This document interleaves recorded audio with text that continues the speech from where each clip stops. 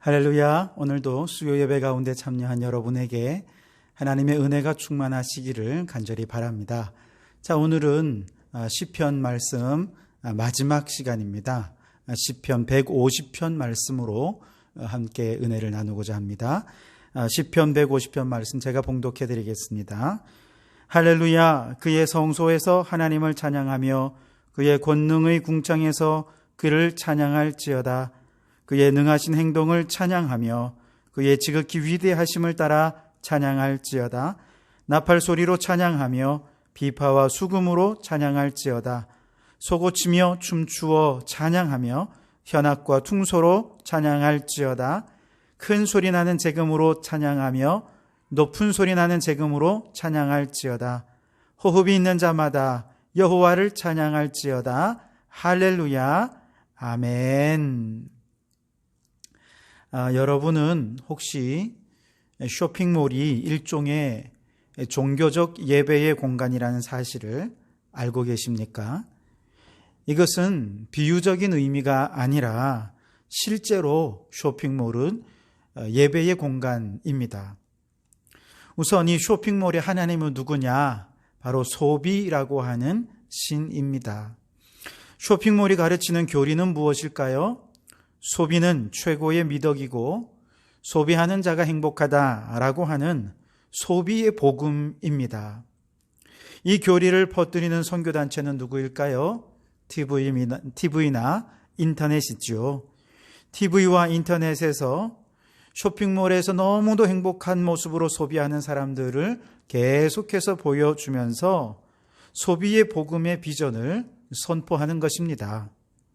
광고 속에 나오는 사람들처럼 소비하지 않는다면 그것은 곧 죄고, 소비할 수 없는 가난은 바로 죄인인 것이죠.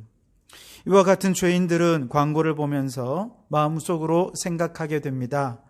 저 광고 속에 나오는 사람들은 다 행복한데 소비할 수 없어서 나는 불행하고 소비하지 못하는 내 인생은 저주받은 인생이다.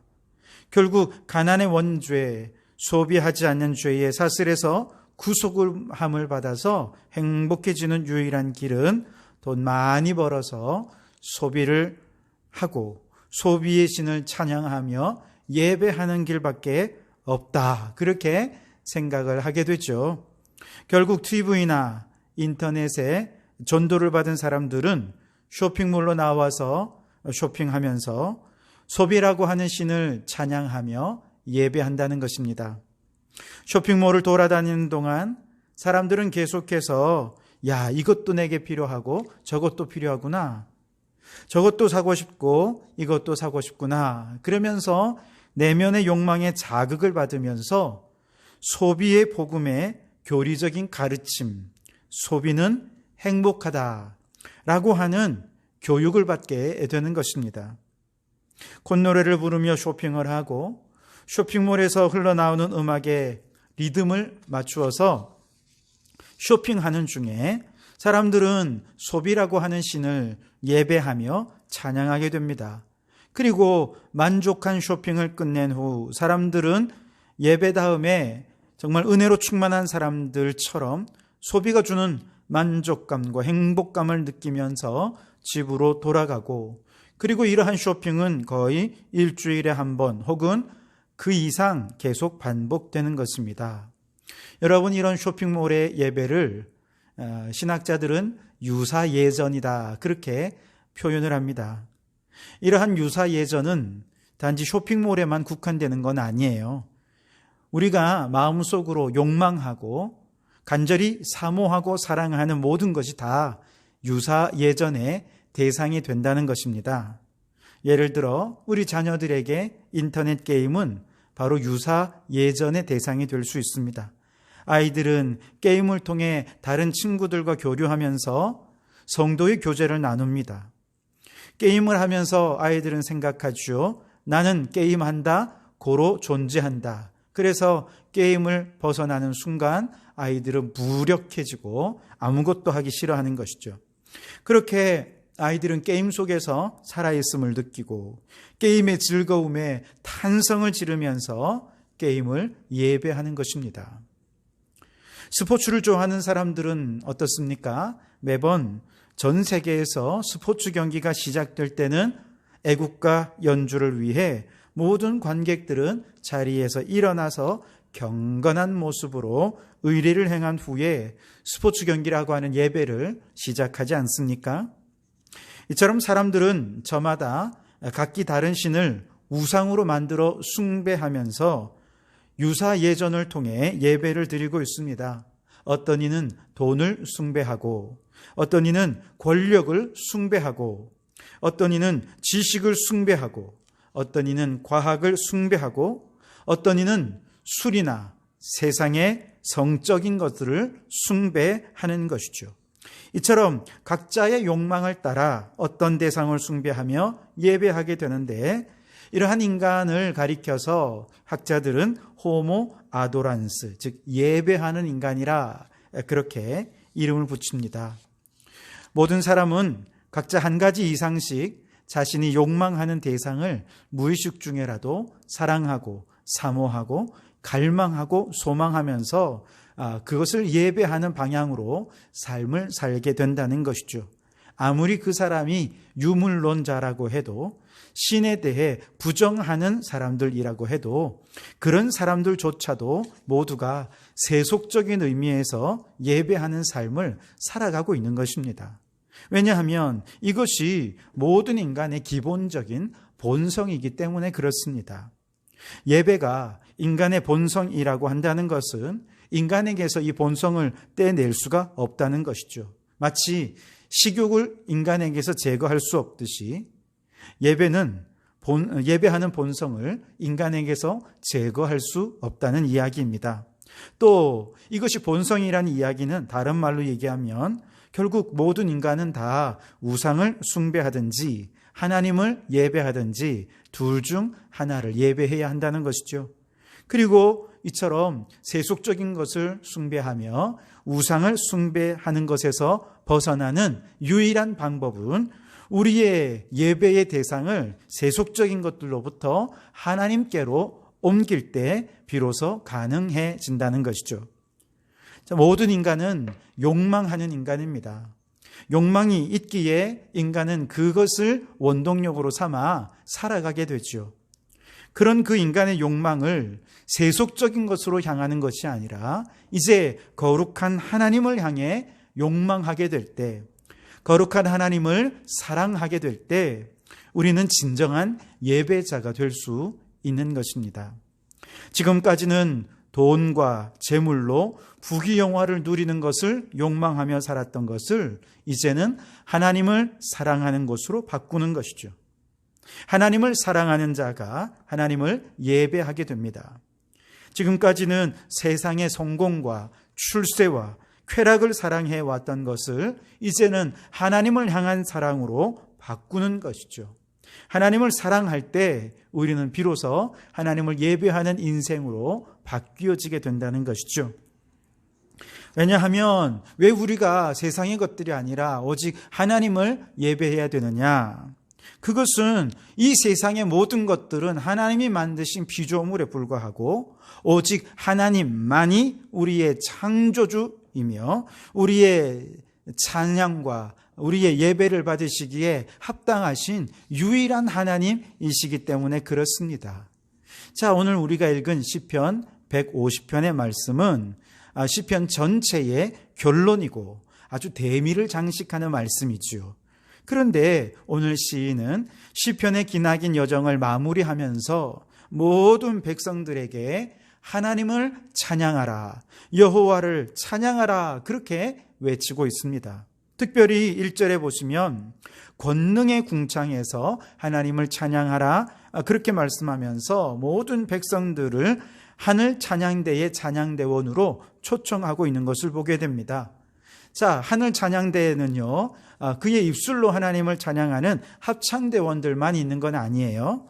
오늘 말씀해 보니까 나팔과 비파와 수금으로 하나님을 찬양하는 현악기도 있고요, 퉁소와 같은 관악기도 있고요, 또 소고와 재금 같은 타악기도 있습니다. 그러니까 하늘 찬양대에는 관연하게 악기로 오케스트라를 이루어서 하나님을 찬양하는 찬양대인 것이죠. 그런데 이게 다가 아니에요. 하늘 찬양대는 온 몸으로 춤을 추며 찬양하는 무용수들도 하늘 찬양대의 찬양대원입니다. 하늘 찬양대에는 모든 호흡 있는 사람들, 모든 호흡 있는 짐승들, 심지어 모든 호흡 있는 식물들까지 살아 숨쉬는 모든 피조물들은 우리를 창조하신 그 하나님을 찬양하는 그 하늘 찬양대에 속해 있다는 것이죠. 그 말은 우리는 숨이 끊어지는 순간까지 하나님을 찬양하며 예배하는 존재라는 것입니다. 자, 오늘 말씀은 6절밖에 되지 않지만 아주 짧은 말씀 안에 무려 13번이나 여호와를 찬양하라 명령하고 있습니다. 그만큼 하나님의 백성된 우리가 하나님을 찬양하는 삶을 살아가는 것이 얼마나 중요하고 반드시 해야 할 일인가 하는 것을 강조하고 있는 것이죠. 우리가 예배하지 않으면 아마도 또 다른 세상의 피조물들로 하나님을 찬양하게 할 것입니다.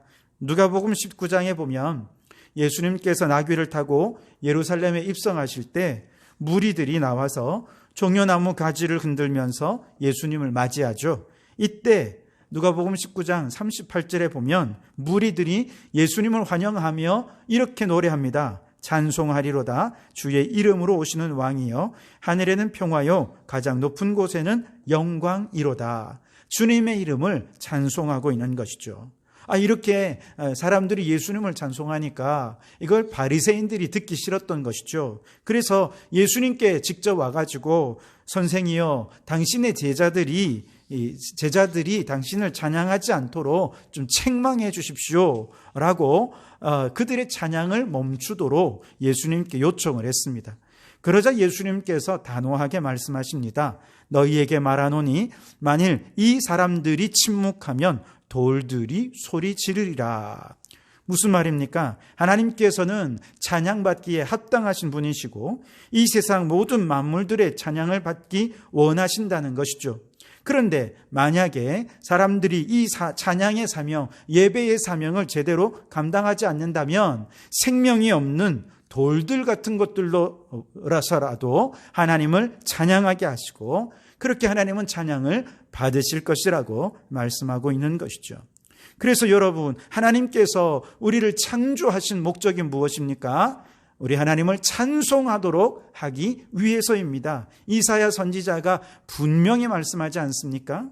또한 소요리 문답에도 우리가 존재하는 존재의 목적이 영원토록 하나님을 즐거워하며 그분을 영화롭게 하면서 하나님을 찬양하고 예배하는 것이 우리가 존재하는 목적이라고 말하고 있습니다. 그렇다면 여러분, 우리가 아직 숨쉬고 있다면 우리는 하나님을 찬양해야 합니다. 비록 숨은 쉬고 있지만 질병으로 앓아 누워 있다 하더라도, 혹은 숨은 쉬고 있지만 인생의 환난과 고통을 만나서 정말 큰 어려움 중에 있다 하더라도 우리는 어떤 상황 속에서라도 우리가 호흡하고 있다면 우리는 찬양해야 됩니다. 질병 속에서라도 우리는 하나님을 찬양하고 환난 속에서라도 하나님을 예배해야 됩니다. 왜냐? 그 하나님이 우리의 창조주시고 우리를 창조하신 목적이 하나님을 예배하는 것이기 때문에 그렇습니다. 여러분, 오늘 호흡이 있는 모든 자마다 모든 상황 속에서 세속적인 그 어떤 세상의 우상도 사랑하며 숭배하지 말고 우리의 모든 인간의 욕망과 사랑으로 여호와 하나님을 찬양하는 그런 성도들이 되실 수 있게 되기를 주님의 이름으로 축원합니다. 자, 오늘 2절 말씀을 보시면 그의 능하신 행동을 찬양하며 그의 지극히 위대하심을 따라 찬양할지어다, 그렇게 말씀하고 있죠.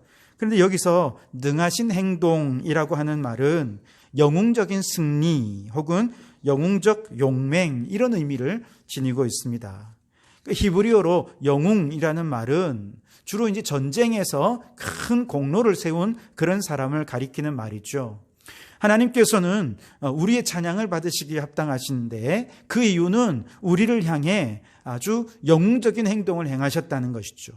특별히 우리와 영적으로 늘 싸우는 영적 대적들로부터 우리 주님이 우리를 구원해 주신 진정한 영웅이시기 때문에 우리의 찬양을 받기에 합당하신 분이시다. 그렇게 노래하고 있는 것이죠. 사람들 가운데도 누군가 위기에 빠져 있고 또 그 위기 속에서 절체절명의 상황 속에서 우리를 위기에서 구해준다면 사람들은 그를 영웅이라 그렇게 말하지 않습니까? 임진왜란 당시에 정말 그 누구도 이 나라를 지킬 수 없고 정말 임금까지도 도망가 있는 왕궁을 떠나서 도망 다니고 있는 그런 상황에서 누가 이 나라를 구했습니까? 네, 전쟁의 영웅 이순신이 이 나라를 구하지 않았습니까? 이순신이 바다에서 그렇게 정말 큰 일들을 행하면서 왜적들을 막아주지 않았다면 아마 보급로가 차단되지 않고 보급이 올라왔다면 아마 일본은 더 승승장구해서 우리나라가 아마 일본에 삼켜졌을지도 몰라요. 그런데 이순신으로 인해서 보급로가 차단되었고 그렇게 보급로가 차단된 상태에서 겨울을 맞이하고 그러면서 추위에 약한 일본 사람들이 먹을 것도 없고 힘드니 결국 전쟁에서 그만 패배를 선언하고 도망갔죠. 이런 전쟁의 영웅 이순신, 그를 가리켜서 사람들은 영웅이라 그렇게 말합니다. 이번에 코로나19 사태가 나고 31번 확진자가 슈퍼 전파자가 되어서 갑작스럽게 온 나라에 바이러스가 창궐하면서 정말 의료시설이 완전 마비될 정도가 되지 않았습니까?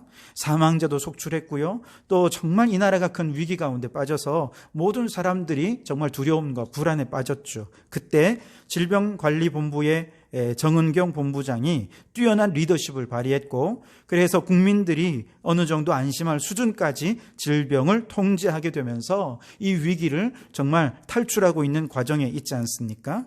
그래서 사람들은 정은경 본부장을 국민적인 영웅이라 이렇게 표현하기도 합니다. 그도 그럴 것이 처음에 이분이 TV에 나왔을 때 정말 머리가 까맸거든요. 그런데 점점 머리가 하얗게 변해가더라고요. 얼마나 애를 썼으면 그랬을까요? 처음에는 길던 머리가 거추장스러웠는지 단발로 잘라내어서 정말 이 위기 속에 국가를 구해내기 위해서 국민들의 안전을 지키기 위해서 얼마나 최선을 다했는지 온 국민이 함께 눈으로 보았습니다. 그러면서도 어쩜 그렇게 매번 이성적이고 차분하게 국민들이 잘 이해할 수 있도록 국민들을 이해시키고 또 설득시켜서 국민들이 자발적으로 사회적 거리두기에 참여하게 되었고 그래서 이 위기를 이만큼이라도 벗어날 수 있었던 것이죠. 우리나라뿐만 아니라 해외에서도 그녀를 국민 영웅이라 축켜 세우고 박수를 치고요. 그리고 차기 WHO의 사무총장감이다 이렇게 칭송할 정도가 된 것이죠. 하지만 정은경 본부장이 아무리 뛰어나고 대단한 리더십을 발휘했다 하더라도 그 모든 뛰어난 리더십과 그의 능력, 그의 열정, 그의 헌신 이 모든 것은 어디서 온 것입니까? 하나님께로부터 온 것입니다. 하나님은 우리를 구원하시는 하나님이십니다. 하나님께서는 인간을 통해서 위대한 일들을 이루신 것이죠. 하나님께서 모세를 통해 이스라엘을 애굽에서 구원해 내셨고 광야 40년 동안 그들을 인도해 내셨던 구원의 하나님이십니다. 우리 하나님께서 예수 그리스도를 통해서 죄와 사망의 권세 아래에서 우리를 구원해 주셨습니다. 하나님께서는 지금도 성령님을 보내셔서 우리를 가로막는 모든 대적들 앞에서 구원해 주시는 구원자 하나님이시기에 우리는 그 하나님을 가리켜서 우리의 진정한 영웅이시고 그렇게 우리의 영웅 대신 능하신 행동으로 우리를 구원해 주신 그 하나님은 우리의 찬양을 받으시기에 합당하신 하나님이신 줄 믿습니다. 이 세상의 모든 역사는 사람이 일하지만 실제로는 하나님께서 인간을 통해 일한 것입니다. 만일 사람들이 영웅으로 축켜 세우고 박수 쳐줄 때 그만 자만하고 교만해져서 자신이 찬양받는 것이 당연하다라고 생각한다면 하나님께서 한순간에 그를 땅바닥으로 추락시켜 버리실 것입니다. 사람들이 그를 칭찬하고 칭송하고 국민 영웅으로 높일 때 더 겸손히 충성된 청지기처럼 그저 무익한 종이 할 일을 했을 뿐입니다 하면서 맡은 바 사명에 충실한다면 하나님께서는 그에게 내가 작은 일에 충성했으니 더 큰 일을 맡기리라 하고 복을 주실 것입니다. 여러분, 우리 하나님은 우리를 위하여 그의 능하신 행동으로 우리를 위기에서 건져주시는 구원의 하나님, 우리의 진정한 영웅이십니다. 우리의 각자의 삶을 한번 돌아보시기 바랍니다. 하나님은 우리를 큰 질병에서 구원해 주신 구원자 하나님, 우리의 영웅이십니다. 우리를 가난 속에서 구원해 주신 구원자 영웅이십니다.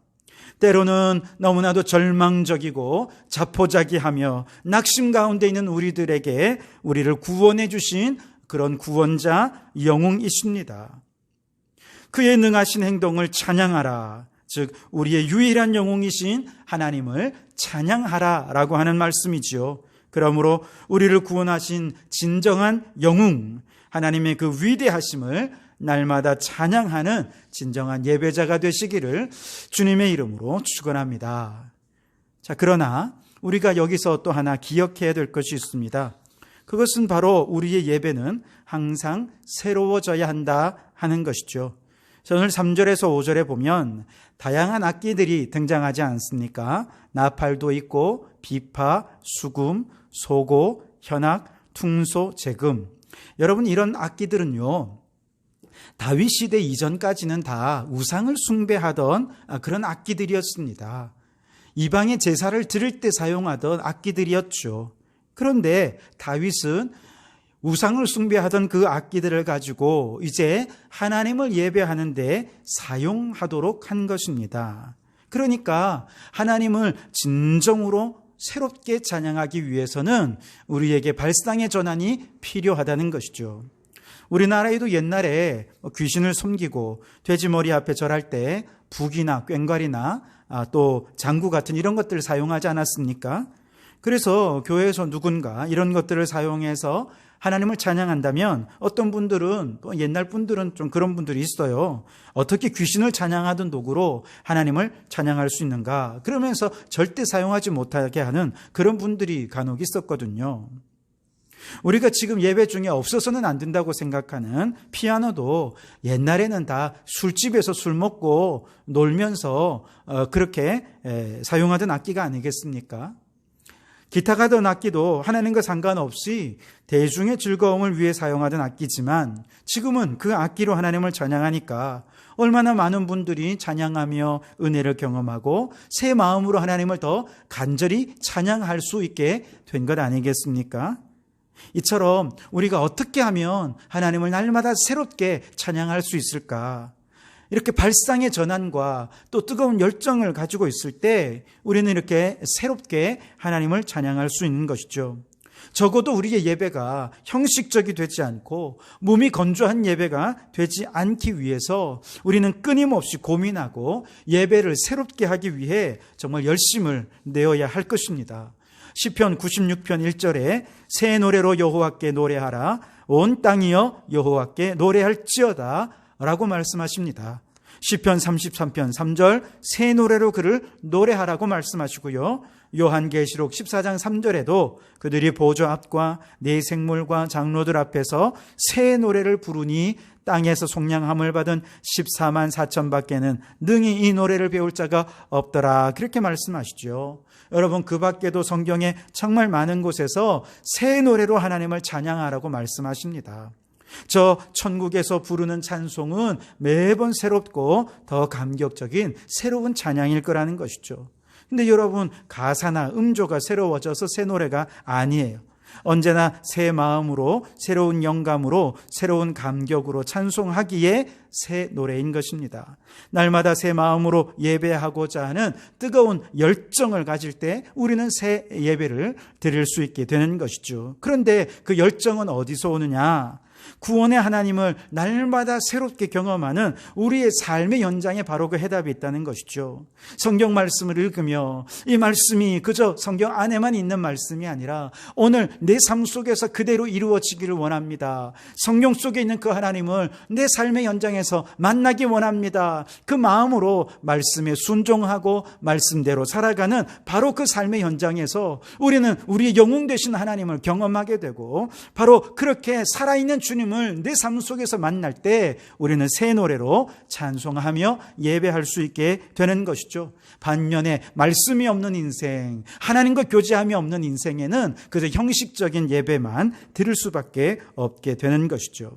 그래서 여러분, 우리는 날마다 말씀에 순종하고 말씀에 계신 하나님을 오늘 우리의 삶에서 경험하기 위한 부단한 열정과 수고와 헌신을 할 때 비로소 우리는 새 노래로 날마다 새 마음으로 하나님을 찬양하는 삶을 살 수 있게 된다 하는 것이죠. 자, 여러분, 이제 시편을 마무리합니다. 시편은 영혼의 해부학이라 우리 첫 시간부터 그렇게 말씀을 드렸죠.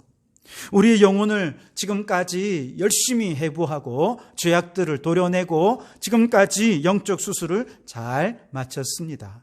이렇게 영적 수술을 끝낸 성도들에게 오늘 마지막으로 요구하는 한 가지는 호흡이 있는 자마다 여호와를 찬양하라 하는 것이죠. 우리는 본성적으로 세속적인 것을 예배하든 하나님을 예배하든 둘 중 하나는 반드시 예배해야 하는 예배의 존재입니다. 그렇다면 유사예선에 빠져서 돈이나 세상의 쾌락이나 세상의 성공이나 세상의 물질을 숭배하는 우상 숭배자가 되지 마시고 우리의 모든 욕망과 우리의 모든 사랑과 열정을 하나님께로 향하여 하나님을 사랑하는 우리가 될 수 있기를 바랍니다. 그 갈망, 그 사랑, 그 열정으로 하나님께 날마다 새로운 예배를 드리는 참된 예배자가 되어서 우리가 숨이 끊어지는 그 순간까지도 하나님을 예배하다가 저 영원한 천국에서 영원토록 하나님을 찬양하는 온전한 예배자로 올라갈 수 있게 되기를 주님의 이름으로 축원합니다. 기도하겠습니다. 하나님 아버지, 지금까지 시편 말씀을 통해 우리의 영혼을 해부하여 영적 수술을 잘 끝내게 해주시니 감사합니다. 우리는 세상을 예배하든 하나님을 예배하든 본성적으로 예배하는 삶을 살아야 한다면 이제 유사 예배에 빠져서 우상을 숭배하는 죄악에서 벗어나게 해주시고 온 마음과 뜻과 정성을 다해 하나님을 예배하는 자들이 되게 해 주시옵소서. 날마다 말씀에 순종하며 말씀대로 살아갈 때 우리의 삶의 현장에서 영웅 되신 하나님을 경험하게 하시고 우리의 모든 삶의 경험과 경험 속에서 깨달은 그 살아계신 하나님을 경험하고 예배하는 저희들 되게 해 주옵소서.